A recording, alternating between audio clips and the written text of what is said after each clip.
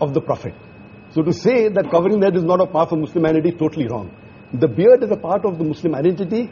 Wearing the cap, or at least covering the head, whether with a scarf or with a gatra like the Arabs do. But sir, what about what Shahrukh said? And I know a lot of my friends say this, that and all of us, no matter what faith we come in, we interpret our faith differently. We take away some things, we don't do some things. Does that make us any less of Hindus, Muslims, Christians? No, as I said, that Muslim is a person who submits will to God. So you cannot say a liberal Muslim or a moderate Muslim. You can say a practicing Muslim or partly practicing or non-practicing. That's more correct. You know, and to understand Islam, don't look at the Muslim, don't look at me. Go to the scriptures. That is the reason I give talks on Islam and comparative religion. But so as far as the stereotype is concerned, Kabir, so I find that a too narrow definition of Islam. I personally reject all rituals. But Islam is part of my culture and my ethos. I'm as proud a Muslim as anybody else on this podium. But I don't have to wear it on my sleeve, and I think that's too narrow a definition of Islam. I'd like to make a point. Yeah. They talked about people being stereotyped because of the beard and the cap and the hijab. Then we should say that all Sikhs are stereotyped. Anyone who wears a turban and wears a beard. It's not the same. But what has happened, I'll tell you, in fact, India has become, in a strange sense, more liberal, because when Yusuf Khan entered the film industry and adopted the name of Dilip Kumar, that was a time when the whole of India was pretty prejudiced against Muslims, let me tell you. And Meena Kumari, who was she? She was also a Muslim. Why were all the names?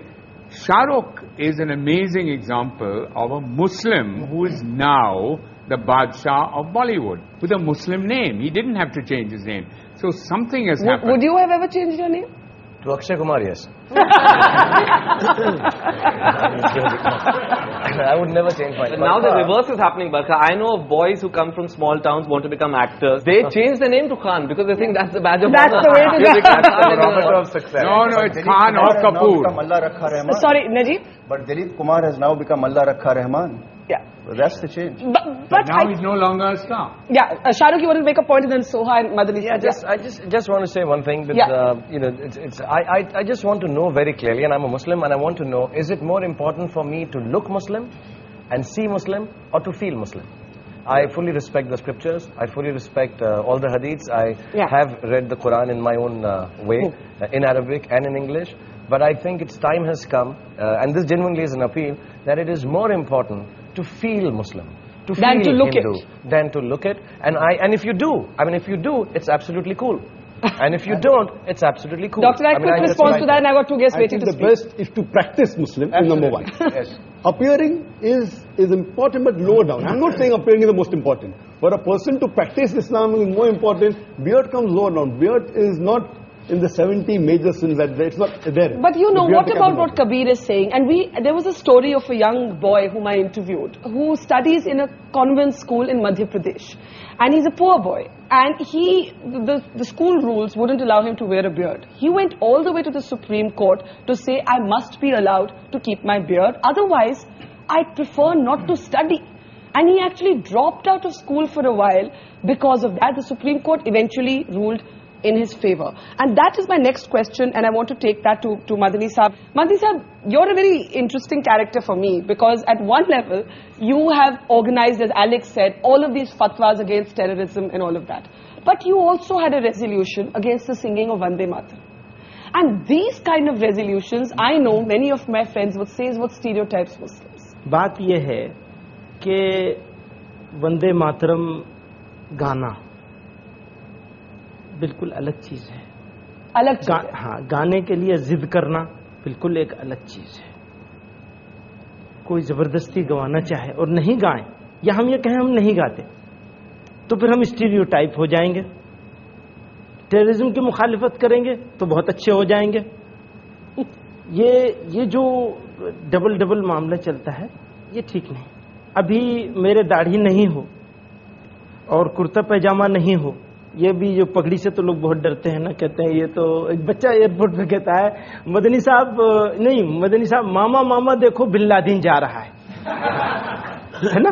तो क्या हो गया है, अब ये सब मैं उतार दूं तो मैं एक रीजनेबल मुसलमान हो सकता हूँ, एक ऐसा मुसलमान हो सकता हूँ जो बहुत अच्छा आदमी है। और अगर मैंने ये पहन लिया तो ख्यालात मेरे कितने अच्छे हों। ख्यालात, नजरियात, आइडियोलॉजी, ये है बेसिक चीज, या बेसिक चीज हमारी दिखने वाली चीज है। That's the reverse stereotype, that the moment you see the beard and the skull cap, it's got to be a fundamentalist. Question, I want to get Soha, and she's been listening very patiently all this while. Soha, as somebody who's grown up in a sense in a house of mixed religion, for you, in a sense, do you feel that public gaze? Do you feel, you know, many people have questioned my labeling of, or my looking for the moderate Muslim. Yet there are others who say that we don't hear enough moderate voices. We either hear the religious voices, or we hear the non-believing Because I don't think anybody is really interested in what the moderate Muslim has to say, because it's not very interesting. It's sort of boring. We're represented by extremists who have violent opinions, perhaps. I'm talking about vandals. And I think maybe also more recently, I was asking my mother when I was asked to come on this show. I said, in your time, when you married my father, and you had an interreligious marriage, which presumably at that time, 40 years ago, was more controversial than it is today. Were you ever asked to defend your identity, to defend your choice of religion, what it means to be Hindu or Muslim, the way that we are today? And she said, no, not at all. It was a no-comment issue. You just said no comment and you moved on in life. Over the past, maybe ever since I've been in cinema, certainly, it's an issue. And there is... people do ask me, do you feel aggravated by what is happening as a Muslim? Do you feel the need to stand up for your religion because it is being misrepresented in the media? And I think for me, religion is a very private matter. It's between my maker and me. And it's not something that I would want to discuss in any public forum, even this one. We should be talking about an Indian identity as opposed to a Muslim identity, I think. Okay, I'm going to take that as my cue to take a break. But is it, as I said to Alec earlier, is it that simple? Is there also a sort of denial within the community? Is the secular debate caught up in a certain amount of dishonesty? And there's also the reverse stereotype. We'll take a quick break and then we'll take the questions that I'm sure a lot of people have here. That's coming up after the break.